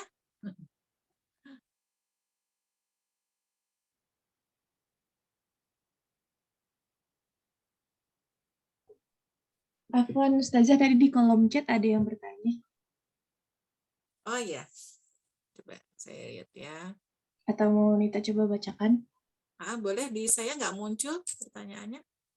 Ini dari Mbak Teti. Bagaimana cara kita untuk menciptakan keluarga seperti keluarga Luqman atau generasi Qur'ani?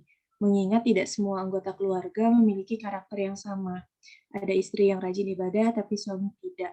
Ada anak yang taat tapi anak satunya tidak. Terima kasih. Begitu, Umi. Iya, insya Allah ya. Bagus sekali Bu Teti ini ya. Jadi apa peran kita, kewajiban kita sebagai seorang ibu ya, kita siapapun kita ya, mau ibu, mau anak, atau siapapun kita ya, peran kita adalah kita dulu, memulai dari kita dulu ya. Tadi setelah kita, baru kita tadi mengajak orang lain ya. Dan kita mengajak, apalagi kalau ibu, kita bukan hanya mengajak ya, atau siapapun kita ya, kita mengajak, kita mencontohkan ya, kemudian kita apa namanya mendoakan ya, terus gitu kan, dengan segala macam cara gitu ya. Dan kalau masalah nanti hasilnya bagaimana, itu kembali lagi kepada Allah gitu ya. Kita sebagai seorang ibu nih, kita ingin anak kita semuanya hafal Quran ya, sibuk dengan Al-Quran, ya kita fasilitasi gitu kan, kita sama suami kita komunikasi baik-baik ya, apa namanya, kita komunikasi baik-baik sama suami, kita apa namanya, kita fasilitasi kalau misalnya suami kita masih belum apa suka Al-Quran, belum suka baca Al-Quran misalnya, ya maka kita fasilitasi ya, kita beliin, kasih hadiah Al-Quran yang bagus, yang enak dibaca gitu kan ya, yang bagus sebagai hadiah kepada anak-anak kita juga gitu, kita belikan Al-Quran yang bagus ya, yang mudah dibaca ya, yang mau yang kecil atau yang besar, yang Al-Quran saku gitu kan. Jadi usahakan rumah kita itu dipenuhi dengan Al-Quran yang mudah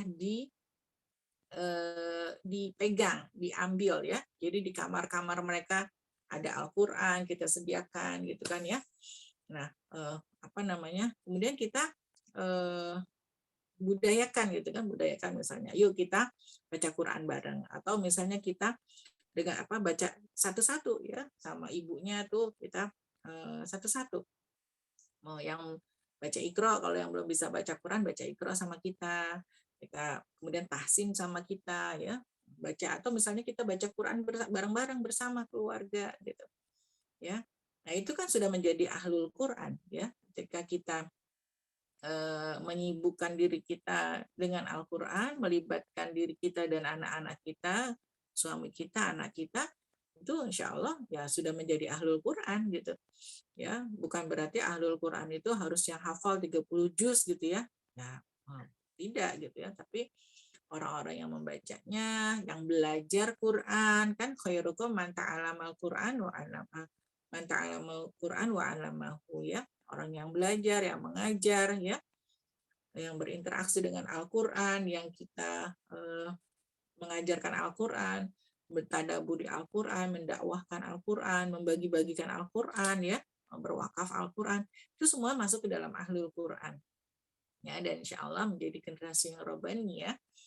Jadi seperti itu ya. Jadi kita berusaha ya semaksimal mungkin ya, karena nanti kembali lagi ya, kalau menjadi hafiz Quran bisa 30 juz, bisa istiqomah 30 juz hanya bersama Al-Quran, itu juga kan perlu satu pasti adalah pemberian Allah ya, titipan Allah, kan Al-Quran itu juga titipan Allah ya, Allah menitipkan Al-Quran itu ke dalam kolbun-kolbun kita ya, yang siapa saja ya, itu tugasnya Allah. Inna alaina jam'ahu wa qur'anah fa idza qara'nahu fattabi' qur'anah. Jadi jangan terburu-buru, karena di dalam surat itu ya, jangan terburu-buru pengen ngafal Quran, pengen bisa Quran, pengen bisa baca Quran, pengen bisa hafal Quran. Aduh kok aku nggak bisa-bisa sih, nggak hafal-hafal sih gitu. Udah jangan buru-buru kata Allah gitu kan. Yang penting tugas kita ngafal, tugas kita baca gitu kan ya, baca berulang-ulang terus ya. Kalau tugas menitipkan hafalan itu ke dalam kolbu kita, itu urusan Allah gitu ya. Tugas kita cuma baca, hafal, mentadaburi, mengamalkan gitu ya. Tapi masalah nanti kita berhasil dititipi oleh Allah, ya itu adalah terserah Allah ya. Kembali lagi kita minta sama Allah. Ya begitu juga ya untuk keluarga kita gitu. Bagaimana caranya, kita mungkin nggak bisa langsung ya, pokoknya mulai hari ini semuanya harus pegang Quran saja gitu. Ya mungkin agak susah gitu ya, karena tidak semuanya bisa langsung menerima gitu. Ya, tapi butuh proses ya. Jadi dengan kita apa namanya, anak-anak itu apalagi kan lebih lihat ke ibunya ya, aktivitas ibunya apa. Kalau ibunya selalu sibuk dengan Al-Quran, insya Allah anak-anaknya juga sudah terbiasa dengan Quran. Ya, kalau ibunya udah asik ya. Saya kalau ngafal Quran, anak-anak saya lihat, anak-anak saya juga jadi termotivasi dan lebih mudah ketika misalnya, nak setoran sama Umi. Tapi dia melihat bahwa saya sudah juga sedang menghafal Quran, sedang membaca, sedang menghafal Quran, dan ingin menyetorkan begitu. Nah, mereka itu akan lebih mudah ketimbang misalnya saya hanya mengatakan, ayo dibaca Qurannya, ayo setoran hafalannya. Nah, itu akan lebih susah. Ya, tapi ketika kita mencontohkannya, kita dulu nih, kita mencontohkan. Kita tanya dulu bagaimana, seberapa banyak ya interaksi kita dengan Al-Quran. Ya, dengan membacanya, jadi menghafalnya, mentadaburinya, mendakwahkannya, ya. Kalau kita sudah mencontohkan, ya. Jadi semua, bahkan saya punya teman yang hafiz Quran anak-anaknya itu memang ibunya kerjanya baca Quran gitu ya. Jadi ini apa Quran lagi ya. Jadi sehari bisa 5 juz segala macam itu apa namanya, dan anak-anaknya melihat kan aktivitas ibunya gitu. Padahal beliau seorang dokter gitu kan. Ibunya seorang dokter ya, bukan pengangguran, bukan. Ya, jadi biasanya orang-orang yang hafiz Quran, yang sibuk dengan Al-Quran itu justru orang-orang yang kesibukannya tinggi ya, karena mereka merasa butuh dengan Al-Quran, kebutuhan terhadap Al-Quran juga semakin tinggi. Jadi ketika ibunya juga sudah sibuk dengan Al-Quran, ya baca, ngafal, baca, tadabur, gitu segala macam, maka kita akan lebih mudah ya mengajak anak-anak kita itu akan lebih mudah. Karena apa? Karena dia melihat ibunya, gitu. Dia melihat ibunya, dia melihat orang tuanya, gitu. Ya, jadi mulailah dari diri kita sendiri, jadilah kita contoh ya buat orang lain siapapun ya. Jadi kita tidak perlu khawatir bagaimana, tidak perlu terlalu khawatir dengan yang lainnya. Insya Allah dengan kita tilawah, kita sibuk dengan Al-Quran, kita berdoa minta sama Allah ya agar Allah memberikan hidayah kepada kita, kepada pasangan kita, kepada semua anak-anak kita dan keturunan kita. Insya Allah nanti semua akan Allah bawa semua menjadi ahlul Quran gitu. Ya, jadi tadi kita usaha, kita contohkan utama, kita fasilitasi mereka ya dengan Quran baru, kita kasih hadiah Quran baru ya. Mungkin kalau anak-anak itu kan anak-anak saya biasa tuh, wah Al-Qurannya robek nih, udah begini, Masya Allah, nak, gitu kan. Ini belum hafal 30 juz sudah robek seperti ini ya Qurannya ya, gitu. Kita beliin lagi yang baru, misalnya, nggak apa-apa gitu ya. Memang itu adalah dinamika ketika anak-anak berinteraksi dengan Al-Quran ya. Ikro aja kan gitu ya, Ikro berapa kali beli ya, beli lagi soalnya udah robek-robek, kena air segala macam gitu kan, ya nggak apa-apa gitu. Itu adalah bentuk perjuangan mereka gitu ya. Masya Allah, ini berarti kan Qurannya dibuka kan, berarti kan Qurannya dibaca kalau sampai robek-robek gitu kan. Coba kalau Qurannya nggak pernah dibuka, awet itu ya, masih terpanjang saja gitu, nggak ada rusaknya gitu.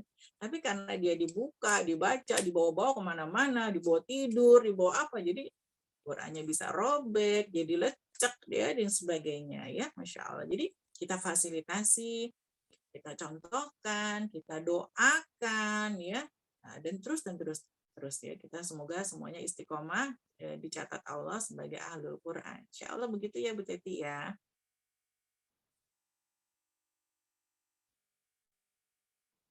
Ustazah sudah bisa?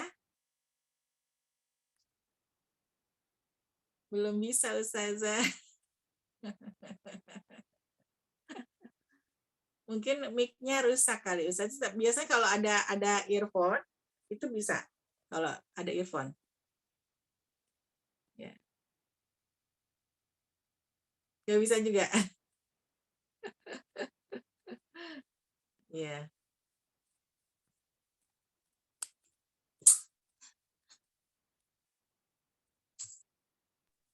Ya, baik. Ada lagi yang ingin bertanya mungkin?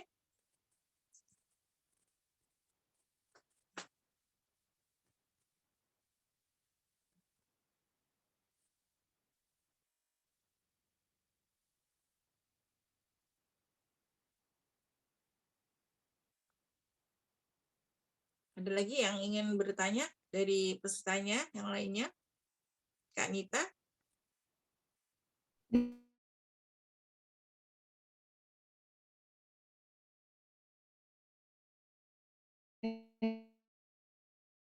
Dari Ada yang mau ditanya nggak, Lisma? Belum, Bu. Belum ya. Afwan, Ustazah, saya izin bertanya. Iya. Ya. Saya izin bertanya, Ustazah.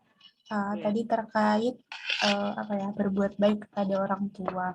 Nah, mungkin ini saya nggak tahu ya pertanyaannya apakah subjektif atau bisa dijawab dengan objektif. Tapi kira-kira nih mungkin menurut pengalaman Ustazah sendiri, ada nggak sih indikator yang cukup untuk menyatakan bahwa wah anak saya ini sudah cukup berbakti kepada saya, atau dia sudah berinteraksi atau bergaul dengan saya dengan cara ahsan dan baik kayak gitu. Nah, menurut Ustazah nih mungkin dia sebagai orang tua, kira-kira sampai seperti apa sih seorang anak itu bisa disebutkan dia sudah cukup untuk berbuat baik, walaupun mungkin sebenarnya nggak akan pernah cukup ya untuk orang tua, tapi mungkin sampai seperti apa gitu Ustazah. Mungkin itu pertanyaan dari saya, terima kasih. Ya, baik ya, bagus sekali ini pertanyaannya dari anak ya, dari anak ya. Jadi kita memang kewajiban kita berbuat baik kepada ke orang tua itu semampu kita, ya. Jadi semampu kita. Dan kadang kita jangan berharap orang tua kita itu akan mengakui kebaikan-kebaikan kita, karena tidak semua orang tua itu juga pandai mensyukuri kebaikan anaknya, ya. Jadi kadang banyak orang tua yang misalnya tidak bisa melihat kebaikan anak-anaknya gitu. Padahal anaknya udah baik, udah hafiz Quran gitu ya. Tapi dia nggak bisa melihat, oh anak saya hafiz Quran kok begitu. Nah, berarti kan dia tidak bisa melihat kebaikan anaknya, ya. Nah, jadi bagaimana tuh seharusnya kita sebagai seorang anak? Ya kita berbuat baik sesuai dengan apa yang Rasulullah contohkan gitu. Ya tadi misalnya ya kita berbuat, dan itu semampu kita, jangan di luar batas kemampuan anak ya. Mohon maaf ya, karena sekarang banyak kasus anak-anak remaja khususnya yang kemudian yang kemudian depresi, yang stres ya, karena orang tuanya selalu memarahinya ya, selalu komplain terhadap dirinya gitu kan ya, karena mungkin orang tuanya juga tidak orang sedang stres juga gitu ya, sehingga menumpahkan segala amarah dan emosinya itu ke anaknya gitu ya. Ya kayak kita kalau kita lagi kesel, kayaknya anak dempet-dempet, aduh sana dulu apa gitu kan, Umi istirahat dulu gitu kan ya. Seperti itu gitu kan. Apakah itu berarti anaknya durhaka? Kan enggak gitu kan, hanya Uminya butuh me time misalnya.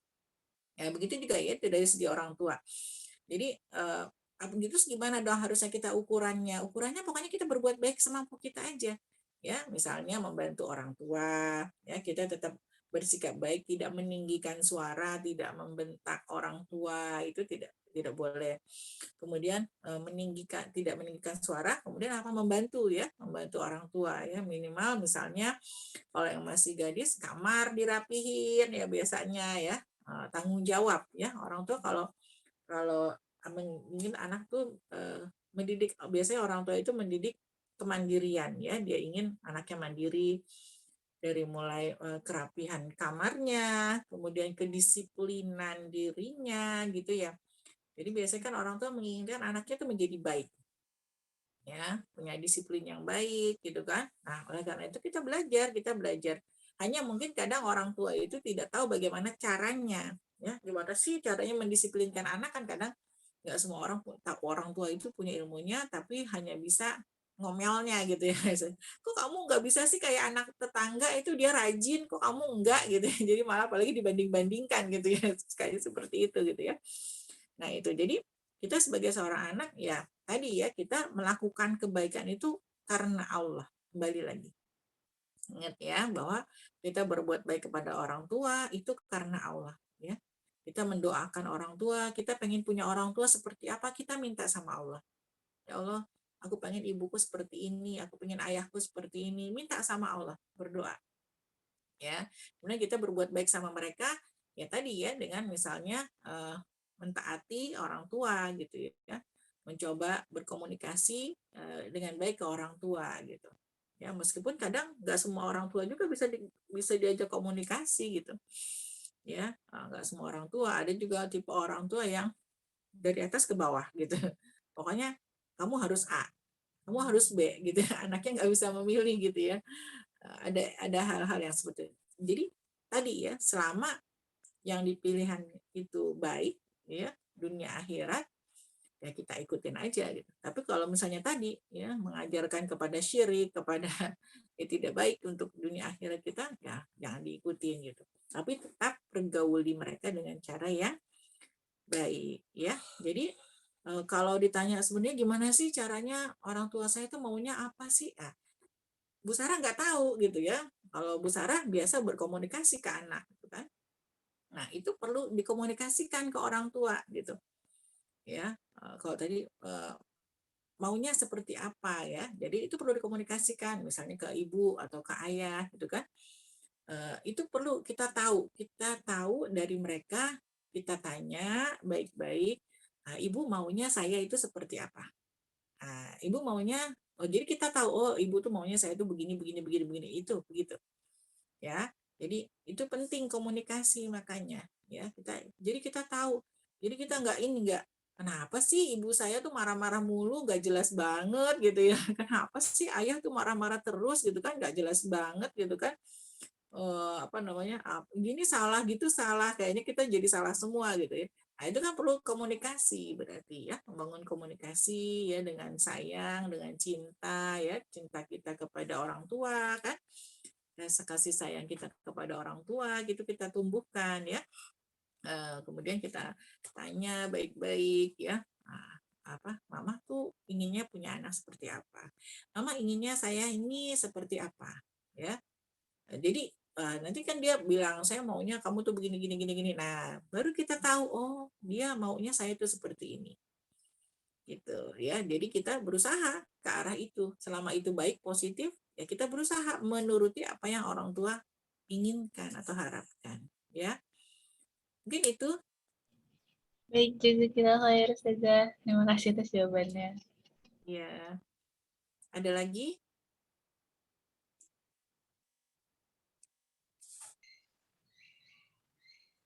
Ada lagi yang lainnya?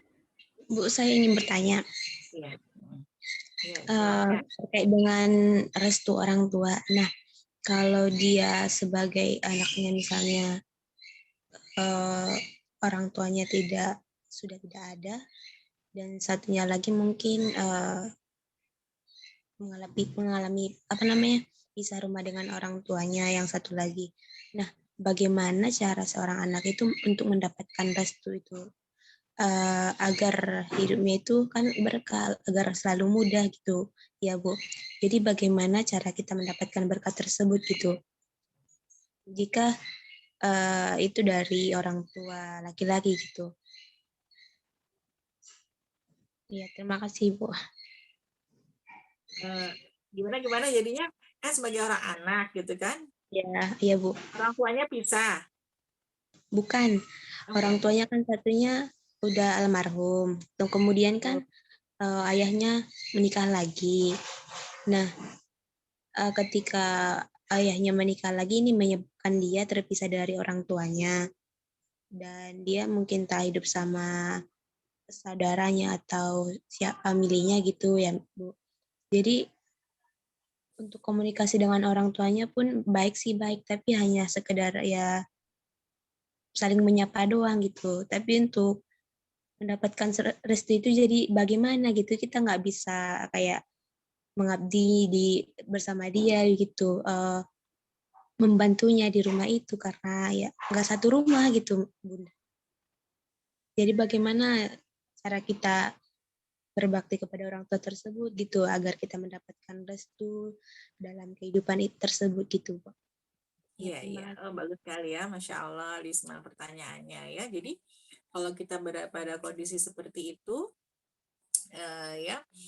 kita tetap bisa berbakti kepada kedua orang tua, ya. Tadi misalnya dengan kita berbuat baik, ya. Ketika kita berbuat baik, ketika kita beristighfar, kan itu kebaikan-kebaikan kita, istighfar kita itu akan menaikkan derajat orang tua kita, ya.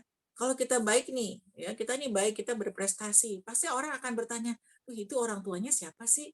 Gimana sih dia mendidiknya? Yang harum nama orang tuanya juga gitu.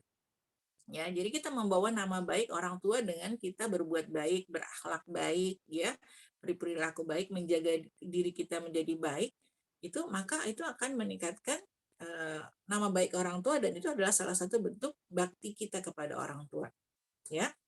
Kemudian yang kedua, bagaimana kita tahu orang tua kita restu apa enggak sama kita? Ya, ketika kita bertemu, ya itu manfaatkan untuk bicara. Mungkin anak juga takut salah bicara sama orang tuanya juga takut salah ngomong sama anaknya gitu. Ya, tapi itu bisa dibangun komunikasi itu, ya. Bisa dibangun hubungan kedekatan anak sama orang tua. Kalau mungkin selama ini belum, ya dibangun gitu. Dibangun ya, saling ngobrol, maunya seperti apa, dibangun ya. Apalagi kalau seorang ayah biasanya kan nggak banyak ngomong memang. Ya, yang banyak ngomong anak perempuannya gitu. Jadi kalau ketemu anak perempuannya yang cerita banyak sama ayahnya, ayah aku kuliahnya seperti ini, ngomong aja terus. Laki-laki tuh kalau diem dengerin gitu. Ya, kalau laki-laki itu meskipun dia diem, kelihatannya dia nggak perhatiin kita, misalnya dia asik dengan handphonenya, kelihatannya gitu ya, tapi kupingnya denger, kupingnya nih denger gitu. Ya, karena biasanya laki-laki itu kan tidak bisa melihat wajah kita, nggak bisa melihat wajah gitu. Jadi biasanya dia akan nggak ngelihat wajah, tapi dia memperhatikan kita, dia mendengarkan kita meskipun kesannya tuh cuek atau acuh gitu ya, nggak mengacuhkan kita gitu. Jadi biasanya anak perempuannya yang banyak cerita gitu ya. Jadi yang banyak cerita anak perempuannya, cerita tentang kuliah segala macam, cita-cita ya, kemudian minta doakan aku ya ayah gitu kan, itu restu. Aku pengen begini, aku pengen buat ayah bangga, pengen bantu ayah segala macam ayah. Setelah itu nanti kita juga dengarkan dari ayah, kalau ayah maunya aku seperti apa gitu ya. Jadi mungkin itu yang bisa kita lakukan ya. Memang mungkin ada kondisi-kondisi yang membuat kita harus LDR-an gitu ya. Jadi kita kondisi kita nggak selalu ngumpul dengan orang tua gitu kan ya. Seperti anak-anak di pesantren kan tidak semuanya juga berkumpul dengan orang tuanya, tapi mereka tetap bisa berbuat baik dengan apa ya, dengan dia bisa belajar dengan tekun di pesantren, dia berakhlak baik di pesantren, dia hafal Quran di pesantren, itu semua kebaikan-kebaikannya untuk orang tua juga gitu ya. Mungkin gitu ya Risma ya. Jadi tetap bisa berbuat baik meskipun nggak langsung bantuannya bantu nyapu nyuci segala macam, bukan seperti itu juga gitu ya, tapi bentuknya bisa banyak kebaikan-kebaikannya gitu. Oke, ada lagi mungkin? Baik, terima kasih Umi. Ya, Risma. Masih belum ada suaranya Ustazah Risma. Masya Allah ya. Di kolom chat ada pertanyaan lagi Umi. Pertanyaannya, mengapa yang diangkat Lukman? Apakah di zaman itu tidak ada sosok soleh selain Lukman? Terima kasih. Dari Umi Teti lagi. Iya. Tapi ini tadi udah di atas ya. Ya. Oke, itu yang tadi ya. Kemudian, oh ya tadi untuk yang tambahan pertanyaan yang di atas itu ya, kalau yang istri yang rajin ibadah dengan suami yang tidak atau sebaliknya mungkin ya nggak apa-apa gitu ya. Jadi kita jangan bergantung kepada manusia ya. Saya rajin karena suami saya rajin, saya malas karena suami saya malas, jangan gitu ya. Jadi karena kan kita akan mempertanggungjawabkan diri kita sendiri gitu ya. Jangan ikut-ikutan, saya mah males soalnya orang tua saya juga males gitu kan, saya juga ikutan males, ya jangan gitu ya, jangan ikut-ikutan. Kita contoh Ibrahim ya, Nabi Ibrahim kan orang tuanya musyrik, tapi dia tetap mencari Allah gitu, tetap berusaha mencari Allah sehingga Allah memberikan hidayah. Oke, kemudian bagaimana, kenapa yang diangkat Lukman? Wah, ini bagus sekali pertanyaannya gitu ya. Tapi apakah di zaman itu tidak ada sosok soleh selain Lukman? Ya mungkin ada ya, mungkin ada gitu. Tapi memang yang Allah pilih adalah Lukman gitu. Berarti dia adalah laki-laki yang terbaik yang bisa dijadikan contoh gitu. Ya seperti nama-nama, ada nama wanita yang terbaik yang bisa dijadikan contoh oleh kita semua itu kan hanya satu ya di dalam Al-Quran yang disebutkan langsung oleh Allah. Itu siapa? Satu wanita yang disebutkan langsung oleh Maryam ya. Hanya satu wanita. Dan kenapa kalau ditanya kenapa Maryam gitu kan ya. Jadi karena Maryam adalah wanita terbaik gitu. Wanita terbaik Maryam. Kan ada 4 wanita yang terbaik ya. Maryam, Asiyah, tapi namanya tidak disebut langsung di dalam Al-Quran. Ya, Asiyah, kemudian Khadijah dan Fatimah. Ada 4 wanita terbaik yang bisa menjadi contoh buat kita semua ya, karena tadi Maryam, dan Maryam itu bahkan sampai ada yang mengatakan Maryam ini nabi atau bukan gitu ya, karena ada sebagian yang menafsirkan bahwa Maryam itu nabi ya, karena Maryam itu seorang gadis yang pintar, pandai gitu ya.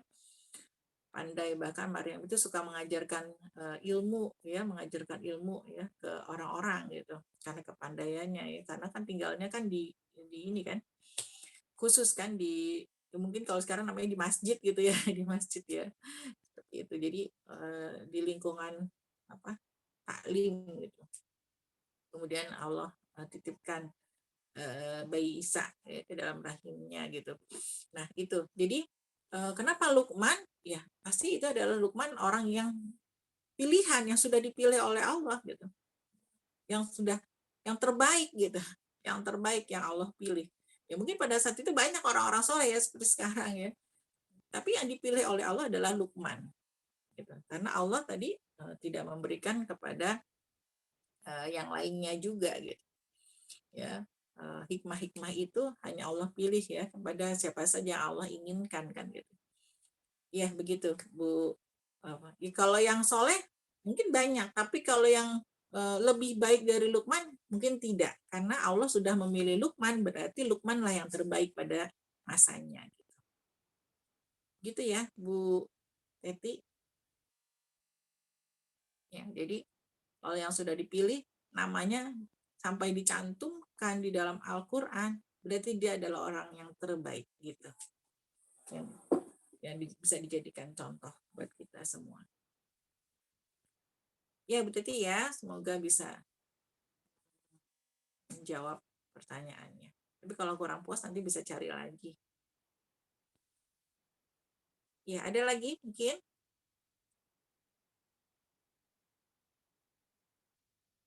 Ustazah pasti mau nanya tuh, dia gregetan ya. Mau nanya tapi nggak bisa. Ya, qadarullahnya seperti itu ya Ustazah.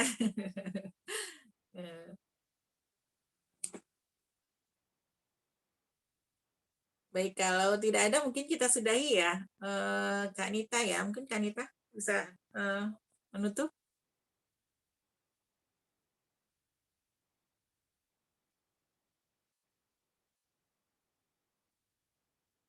Kak Nita ada?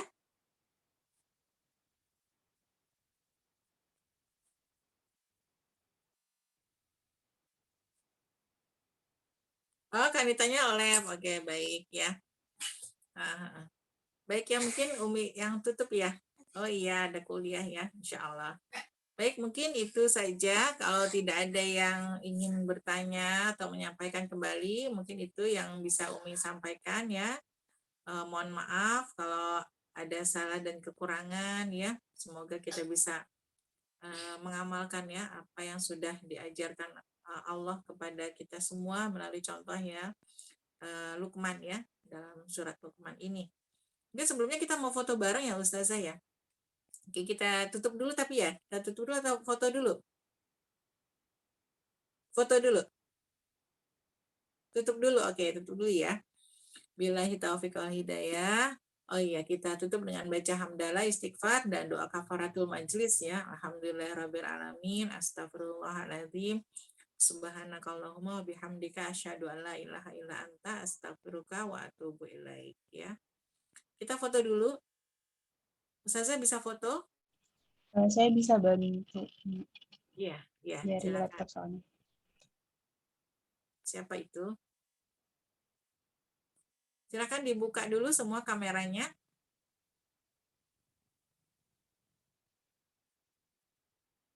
Yang lainnya kameranya bisa dibuka dulu, ya. Pakai jilbab dulu semuanya. Baru kelihatan ya. Ada lagi yang mau on cam? Ya, kameranya dibuka dulu. Silakan semuanya.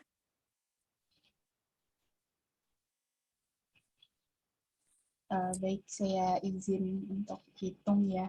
Ustazah, aku ada Ustazah, saya izin. Bantu tadi Nita nitip soalnya.